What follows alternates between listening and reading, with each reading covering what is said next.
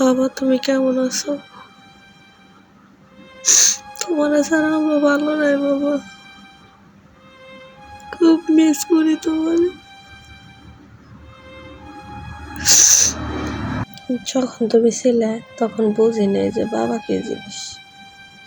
এখন তুমি নাই, এখন বুঝি, হারে হারে বুঝি তুমি কি ছিলে। আজকে তোমার দেখে আসার পর থেকে সারা রাতি গালি কাঁদছি, ঘরের এক কোণে বসে গালি কাঁদছি, মানে দেখতে দেয় নেই। আজকে আমার 2টা সন্তান নিয়ে তোমার কাছে গেছিলাম, তুমি একটু তাকে আদর করা পারলে না। আমার ছেলেরা আমি দেখাই দিই এটা তোমার আদর খবর, ও কিছুই বোঝে না। তোমার কত স্বপ্ন ছিল, তোমার নাতি হলে ব্যাচলাইট দিবে, চেন দিবে, আর মেয়ে হলে ব্যাচলাইট দিবে। সে তুমি চলে গেলে, কিন্তু আমার সন্তানকে তুমি দেখাই পারলে না। আমার ছেলেটা তখন 4 মাসের পেটে, তুমি শোনাও পারলে না যে আমার কি হইব। জানো আপা, তোমার নাতিদের সবাই আব্বা কয়ে ডাকি, তোমার 3 সন্তান আব্বা কয়ে ডাকি। ওকে আব্বা কয়ে ডাকে, ভিতরটা হালকা করি, তাছাড়া তো আমাকে কেউ নাই।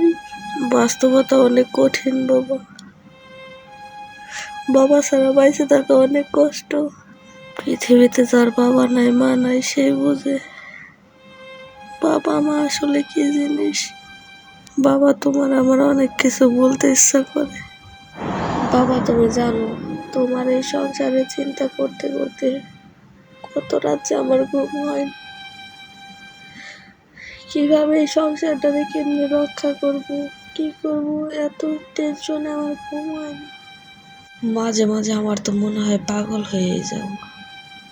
আচ্ছা বাবা, একটা কথা বলি, তুমি যে 18 বছর বিদেশ করছো, এত পরিশ্রম করছো, এগুলো কাদের জন্য করছো? তুমি আমাদের জন্য করছো?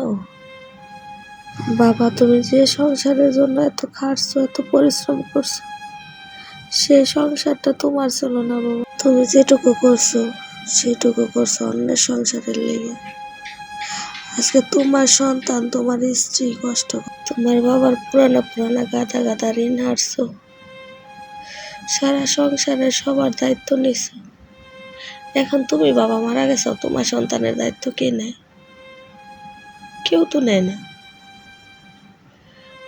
পারে তো সবাই দূরে ঠেলে যায়, কে নেয় দায়িত্ব? কেউ তো নেয় না।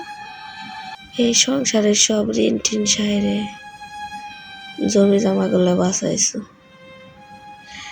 তুমি কি করছো সবাই জানে, তুমি এই সংসারের লেগে কি করছো। তারপর আমাকে এক একজনকে মনে করাই দেওয়া লাগে যে আমার বাবা এই করছে সেই করছে। আমার ভাইয়ের দিকে একটু তাকাও। এখন সবাই না বাবা যার যার নিজের স্বার্থ বোঝে, নিজের অধিকার বোঝে, বলে আমার সম্পত্তি আমার বাবার সম্পত্তি।